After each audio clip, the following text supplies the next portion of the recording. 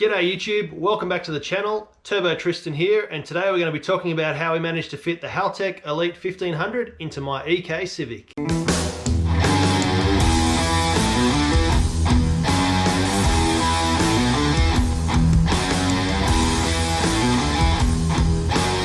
For those of you who aren't familiar with the EK Civic, this is what you get. You get this P2K ECU, which plugs in here and hides behind the kick panel here. And then you've got your two plugs there. This is your ECU, two sockets. Now, in the EK Civics all over the world, there's different ones based on which model you have. In the Australian delivered, you've got the two sockets. And this ECU is pretty much good for nothing. They don't make a Honda chip. They don't make any other performance chips for this. If you're going to use the standard wiring loom, standard engine, there's nothing you can do with this ECU. It's basically junk. So my idea was to make a patch harness by taking the plugs out of the standard ECU and using that as the socket and getting the Haltech to wire into the factory pins so I could just do a plug and play and remove as I needed. Now that proved more challenging than what I first expected. I was able to find a couple of different wiring diagrams online. I managed to get 40 to 50% of the pins matched up, paired up, soldered on and working. However, when it came to the distributor, the coils, the ignition, the crank angle sensor, all those things, there was no information. Plus I had no idea on how to do it. It was at that point where I decided to call in the professionals. Now this is not an ad, although it's going to sound like one, but this is just me being appreciative of the quality work that was done by Stuart McKinlay at SM Motorsport Wiring. There's his details there. Hit him up, he has a Facebook page. His details are there. I'll also put them in the description and I'll put the details at the end of the video as well. It took me around 2 days, 6 hours a day of wiring, being very nervous, taking my time, quadruple checking everything. So when I made a solder and I joined a wire, that it was going to be the right one to the right spot. This was very, very stressful. I didn't want to short out the Haltech ECU, which, as you know, isn't cheap. That's why they're the best. So it was a very, very nerve-wracking experience trying to solder wires and trying not to blow up your car, trying not to blow up your ECU, because, if you powered it on and it wasn't set up correctly, it would just fry all the circuits and then you've got a dead ECU and it's not covered by warranty. You have to buy another one. So I wasn't willing to take that risk. So that's when I gave Stu a call. He was recommended to me by the boys at Quick Bits, and obviously I trust those guys, so I trust Stuart. And I got to say, I'm really, really happy with the results. Now, because I've removed the air conditioning out of the car, I took out the air conditioning unit under the dash, and that left me with this big oval hole here. So that's where I decided all the wires were going to run through. Stuart from SM Motorsport Wiring made up this really nice plate here which goes through the firewall. There's a couple of grommets there which you can see. The wiring goes through there. We've got our boost line for the map sensor, the injector loom, and the O2 wideband sensor through there, which runs right along here and down to the exhaust. He also redid my injector loom for me.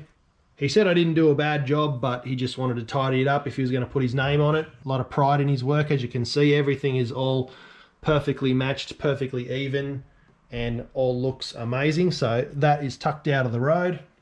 Really, really nice job there. Over on the other side, we've got our air temp sensor all nicely wired in. That's all cable tied out of the road and tucked, so that will just plug in under there when we get everything put back together. Another thing we did was remove the battery, because we put the catch can here, and I've got a ground point over here, and I've also got a positive there, so I can still use that positive terminal to jump start the car if I ever get a flat battery. So that's really awesome. We put the battery into the boot. The power cable actually runs from the engine bay right through underneath the carpet, right through the car and into the boot, into this really nice battery box here, which has been nut inserted into the chassis. We're using this nice chassis ground here, which is connected to my rear crash bar. I've upgraded to a much larger battery. This is a Commodore sized battery. We've got a fuse there as well. So everything is super safe. And then when I put everything back together, I'll just put the negative terminal back on and tighten that down, and that'll be sweet to go. And then I'll just strap that down, and we got Race Car Mods battery in the boot. So a lot of the things people don't really tell you about wiring and putting batteries in the boot and all of that sort of stuff. It's very, very important to do that, because more often than not, when you get a fire in your car, it's not really because, you know, like on the Hollywood movies, fuel's leaking and it's sparked off the battery and then big explosions and things like that. More often than not, it's things like grounds, power supplies, wiring. As you can see, I'm not a guru on that sort of stuff, but the wiring might short out, get hot, start to glow red, catch on fire. There goes your carpet. Next minute, the whole car's up in flames. And usually that happens when you're not even running the car and you're not even in the car. You just come back to a car that's burnt to the ground, or worse, scary, you're in the car and that happens, and it's really not a risk that I was willing to take. So that's why I decided to get Stuart out, pay him to do all of the wiring, because the last thing I want is for the car to catch fire for something silly that I did. So that's the reason why I decided to pay Stuart to finish that off, and he did a top-notch job. He's put in extra relays, he's put in extra power supplies, he's put in extra plugs for the Haltech so I can run extra sensors later on down the track. And when I go to the K-swap, it's going to be much easier to swap all of that over and add more sensors, which I'll be running a ton more sensors there. He set it up so I can run electronic boost controllers, all of that sort of stuff. He's an expert in motorsport wiring, and he's been doing this for many, many, many years. So in a nutshell, the guy really knows what he's doing. I can't recommend Stuart enough. Check out SM Motorsport Wiring, and if you're in the area, give him a call. Best insurance that you can have for your car. You know, people pay hundreds to thousands of dollars a year to have their car insured, when then they go and, you know, lick and stick two wires together and put in a sound system in their car, and next minute it's burnt to the ground anyway, and you're not covered by your insurance. So that's my kind of insurance, making sure that's not going to burn to the ground. Now around to the part that you've all been waiting for, which is installing the Haltech and how that all looks and where that's all going to go. All right, enough free advertising. Now it's time to show you how we set up the Haltech and how it's all going to plug in, and how it's all going to be plug and play and really simple install, really neat and tidy. And I'll show you how that looks now. All right, so as I mentioned, these are the factory plugs. This is where the ECU goes. And through the magic of TV, this was all tucked up underneath there while I was showing you how the factory stuff works. So this is it. We've got a relay here. We've got the plugs for the Haltech. Now, Stuart, very smart again, he didn't put the heat shrink on here in case we need to remove or add any pins. So we just, once I tune the car, I'll just shrink that down. Got the wideband all plugged in and set up, and there's that there, all plugged in, ready to go. This is the boost line for the map sensor. We have an extra plug off here, which can be for anything, but Stuart said if ever I want to run an electric boost controller, that's what that one's for. And then this is the plug from the factory ECU that I gutted out, and I got that ECU for free. So I just unbolted it and cut it off the circuit board, and then we use that there. So that's how that goes. So what you do now is you take your factory plug, plug it into this patch loom, there and there. So that's the factory wiring, factory plug. That's gone onto the Haltech. So you can even see it's got the part number for the stock computer there. That's all hooked up. We take the Haltech Elite 1500, and then we've got the big plug goes there. The small plug goes there. And then lastly, when I'm ready to go, I just push that over, and then that's for the inbuilt map sensor. Now my plans for this is probably to tuck that back up there and get all this wiring up out of the road, but for tuning and everything, just for the moment, I'm just going to leave this here on the floor. That way Sticks can come along, plug his cable in like so, straight into his laptop, and get to work tuning on it, putting the magic kill tune in. But yeah, there we go. I'm really happy with that. It's super neat, super tidy. I love how Stuart put the extra safeties in. That's how you know he's a professional. So yeah guys, let me know what you think. I'm really happy with that. It turned out perfectly. Couldn't be more happy. At any stage I can unplug this. I could use it in another car if I wanted to. That's the beauty of the Haltech. But yeah, everything works. It all powers on. Stuart tested all of that. I'm not going to do that today just because we've still got a lot of work to do on the car. I'm going to unplug this and put it next to my pillow at night so I can sleep tight knowing that my baby's right by my side. Let me know what you guys think about sticker placement. I really want to put this maybe on the inside of the car so when I'm driving you can see it, you know, just as a shout out to Haltech. Either over on the side there. There's a little bit of a blemish here on the dash. I was thinking just cover that over, stick that there, or maybe stick it on the back window. Not really sure, but I definitely want to represent Haltech there and get that displayed. So let me know what you guys think in the comments. So that's all I have on the wiring for now. There'll definitely be more of that to come in future videos. But for now, just an update on the car. I'm still waiting on the clutch flywheel, throw-out bearing, and the whole clutch kit to arrive. It's in Sydney as of Friday, so hopefully by tomorrow or the next day, it should arrive and I can slap that in the car, get it all back together, get it down to sticks and get it tuned. But there's still a few small jobs that I need to get done before the clutch arrives. One of those is replace the squeaky power steering and alternator belts. The other one is fit new drive shaft input seals or output seals on the gearbox on both sides. I've already taken the old ones out. And another thing that I want to try is extending the pivot point on the clutch ball. So that's where the clutch fork sits on and pivots. Now, a thing that we used to do in the old 200SXs and Silvias is we'd add a spacer washer, which would extend the pivot point, giving the clutch pedal a little bit more leverage on there. So I'm going to give that a go on here. This is only an extra 3mm, so it's not going to make a crazy difference, but it's definitely going to be something. Now, normally this is where the clutch pivot ball lives, is just on here. So I've gone ahead and taken that out, slide on the washer, and then put that back on. And that's it, mod done. I'll tighten that down off camera. And then that's going to give us a little bit extra pivoting force on pushing the clutch pedal in. So hopefully once we get that new bigger clutch in, it shouldn't be too much harder on the foot to push. Not that I'm worried about that because it's all hydraulic anyway, but thought I'd give it a go. Can't hurt. What's an extra 3mm between friends? All right, so it's going to bang the new gearbox seals in now. Just going to put a little bit of oil around the lip. That's probably too much, but that's how much went on my finger.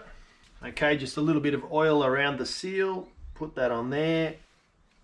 Give it a little push. And I'm just going to put this piece of timber on there. It's nice and flat and even.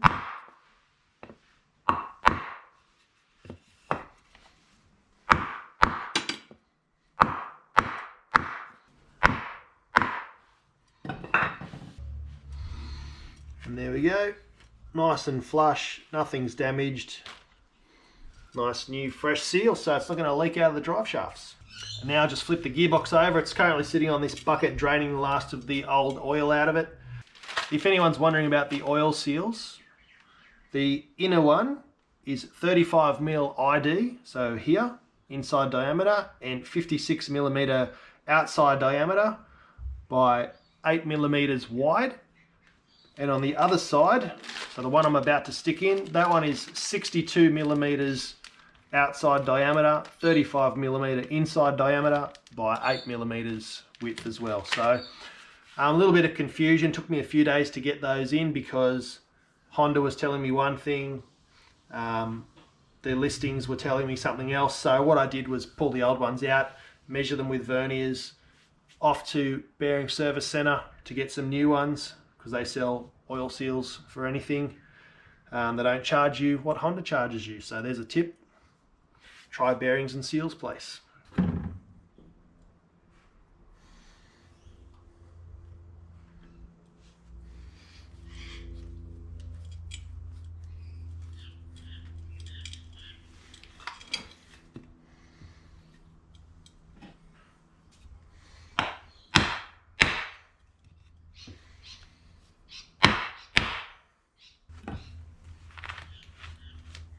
Okay, so yet another setback was the belts. I went off the listing and they were totally wrong. They would not have fitted at all. But these are the old ones, and this is why they were squeaking. As you can see there, they're really cracked up and split. And they're just totally buggered on both of them. I'm not sure which one was squeaking, but replace them both anyway. Now there's two sizes. Remember, I've ditched my air conditioning, so we don't have that one anymore, but a 4PK 800. So that's 4 ribs. That's what the 4 means. PK is the type of belt, and 800 is how many millimeters around that is. And this one's a 4PK 845. Now these are both Gates belts. Again, I got them from BSC, Bearings and Power Transmission. You don't have to buy these things at Autobarn or Super Cheap, because they put a huge retail markup on them. It's even got red logos on it, so it all matches. Now I've just got to remember which one's which. So they actually have a space here inside the power steering pump where you put your breaker bar on and pull on that to get the belt nice and tight. You want it so it just twists a little bit. And then the tricky part is you got to tighten that down at the same time.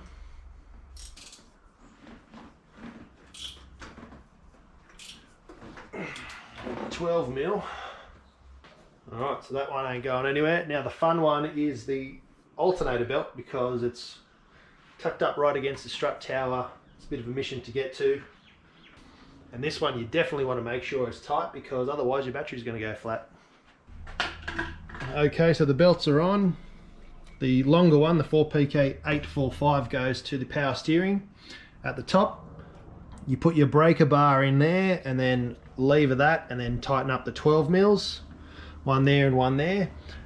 For the alternator, there's a 14 mil here and a 14 mil at the bottom, and then a 12 mil just down there.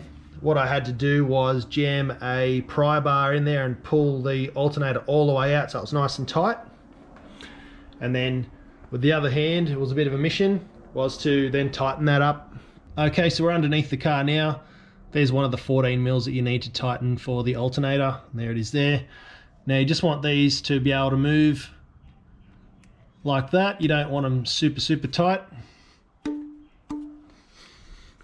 And then this is the other one here, same deal.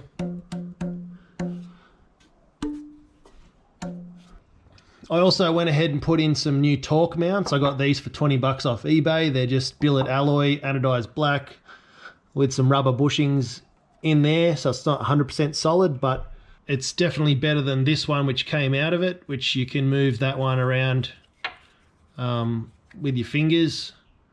Super loose, super sloppy, and that just helps the engine from twisting and rocking. I still have the standard engine mounts in there. I don't want it to be too hard and too firm, but I feel like that will give me a really good upgrade. The one that came out of this side was actually ripped all the way around there. This one's off the gearbox side, but I have one on there as well. Alright, so that brings us to the end of another video. Thanks again for watching. I was really happy to get the Haltech mounted in the car. Once again, Stuart McKinlay from SM Motorsport Wiring did a fantastic job. Here are his details once again. Let me know where you think I should put the Haltech sticker. Haven't decided yet. It's definitely got to go on the car, definitely got to represent. But take your grubby fingers, click like, click subscribe, and I'll see you in the next video.